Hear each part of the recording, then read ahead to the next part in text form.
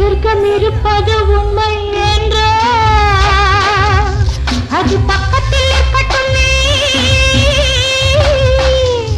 வெறும் வெட்டங்கள் ஓடட்டுமே.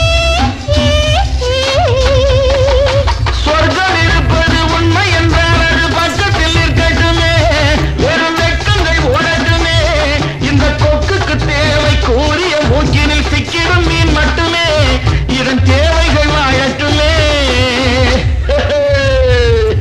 ஒரு கிண்ணத்தை ஏந்துகின்றேன், பல எண்ணத்தை